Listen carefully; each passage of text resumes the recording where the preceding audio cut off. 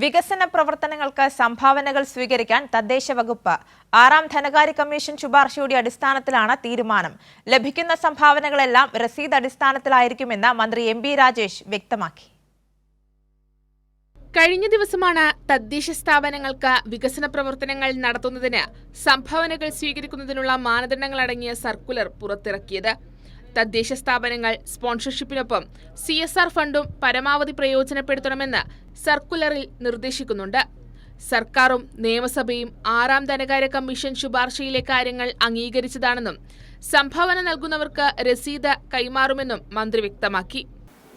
2022 August 23 നിയമസഭയിൽ table ചെയ്തിട്ടുള്ളതാണ്, മേശപ്പുറത്ത് വെച്ചിട്ടുള്ളതാണ് ഈ റിപ്പോർട്ട്.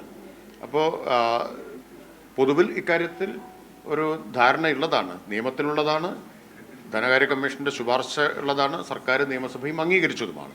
അപ്പോൾ അത് നടപ്പാക്കുകയാണ് ഇപ്പോൾ ചെയ്തിട്ടുള്ളത്. ഇപ്പോൾ പുറപ്പെടുവിച്ച സർക്കുലർ എന്ന് പറഞ്ഞാൽ ഈ കാര്യം നടപ്പാക്കാൻ വേണ്ടിയിട്ടുള്ളതാണ്. ധനകാര്യ കമ്മീഷൻ്റെ ശുപാർശയും ആക്ടിലുള്ള വ്യവസ്ഥയും വളരെ പ്രയോജനകരമാണ്, അത് ഉപയോഗപ്പെടുത്തണം എന്നാണ് കാണുന്നത്. പുതുതായിട്ട് ഇപ്പോൾ കൊണ്ടുവന്നൊരു നിർദ്ദേശമല്ല.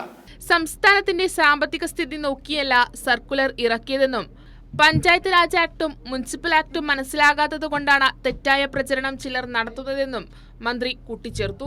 ഞാൻ ഡേറ്റ് കൃത്യമായിട്ട് പറയാം. 23/8/2022 മേശപ്പുറത്ത് വെച്ച റിപ്പോർട്ടാണ്. ആ റിപ്പോർട്ട് അവർ കാണാതിരുന്നതാണോ? അപ്പോൾ അന്നില്ലാത്ത എതിർപ്പ് ഇപ്പം ഇങ്ങനെ വരുന്നത്? അപ്പോൾ എല്ലാവരും അംഗീകരിച്ചൊരു കാര്യം, നിയമസഭ അംഗീകരിച്ചൊരു കാര്യം നടപ്പാക്കാൻ സർക്കാർ നടപടി സ്വീകരിക്കുമ്പോൾ അതിനെ പിന്തുണയ്ക്കുകയല്ലേ ചെയ്യേണ്ടത്. മാത്രമല്ല പ്രതിപക്ഷ ഭരണപക്ഷ വ്യത്യാസം ഇതിലില്ലല്ലോ. കൈരളി ന്യൂസ്, തിരുവനന്തപുരം.